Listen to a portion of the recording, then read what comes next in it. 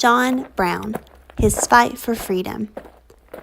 A story published in 2009 that follows one man's journey to stand up for equal rights and freedom for slaves during the 1800s by John Hendricks, historical nonfiction. In the United States during the 1800s, slavery was a serious issue.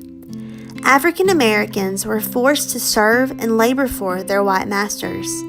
Many believed that black people were inferior or less important human beings, but others believed that slavery was wrong. John Brown was one of those people.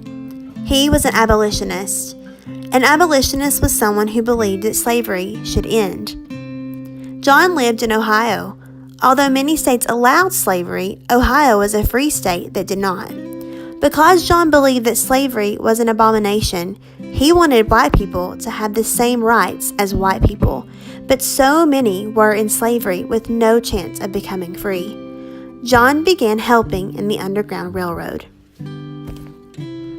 You see, helping a slave to freedom was a dangerous job. Many slaves would escape and travel north to freedom. The Underground Railroad wasn't actually a railroad, but it was a system of safe houses that helped them travel to the north. Like I said, the trip was dangerous, and many times slaves would be caught by the dogs sent out by slave owners, making the journey to freedom almost impossible. Wade in the water, wade in the water, children, wade in the water. God's gonna trouble the water. The song, Wade in the Water, was a spiritual that slaves would sing while laboring for their masters. The song had hidden meaning. If you were being chased by the master's dogs, you simply needed to get in some water, like a river or stream, and the dog would lose your scent. Spirituals such as this helped slaves through some of the roughest of times. One Sunday, John Brown and his family went to church and were given front row seats. He noticed his black friends were seated at the very back of the church. John did something unthinkable. He offered the front row pew to the black people, while John and his family went to the back pew instead. When the service was over, the church members demanded that John leave. This was the moment that John decided to fight slavery even harder than he had before. John made a plan to free thousands of slaves. When the Kansas-Nebraska Act was passed in 1854, people flooded the two states because a vote would be held to determine if the states would be free states or slave states. John made his move and went to Kansas to stand with other anti-slavery believers. But John also made his biggest mistake. There was a group of violent men who believed in slavery and who had been threatening John, his family, and other abolitionists. John and his sons killed the men. This made John a wanted man.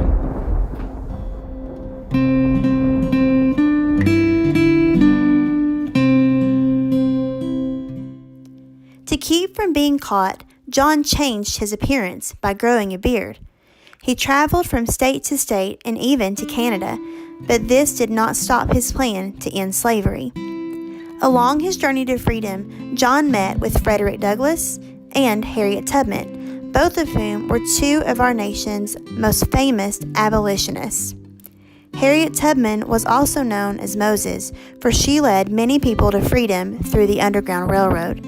The spiritual Go Down Moses depicts the slaves' deliverance into the promised land of freedom.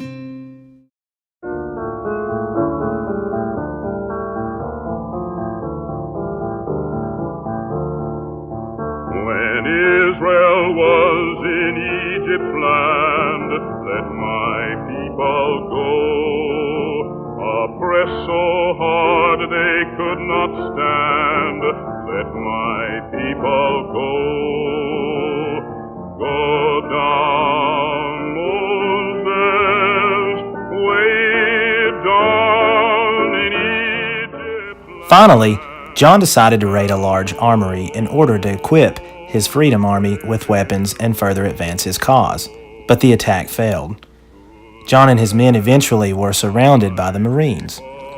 John refused to surrender, so the Marines stormed the house. Legend says that when John was struck with a sword, the sword hit his belt and bent in half. John was captured alive, however, and his fight against slavery ended. John was sentenced to death by hanging on December 2nd, 1859. His last words were, "I did not wrong, but right. Now, if it is deemed necessary that I should forfeit my life for the furtherance of the ends of justice and mingle my blood further with the blood of my children and with the blood of millions in this slave country whose rights are disregarded by wicked, cruel, and unjust enactments, so let it be done."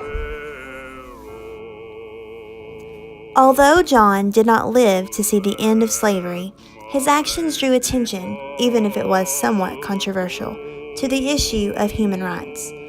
In 1865, the abolition of slavery finally happened under the leadership of Abraham Lincoln. At that time, slaves were not given all of the same privileges of the white man, but it did set the path toward true equality between the races.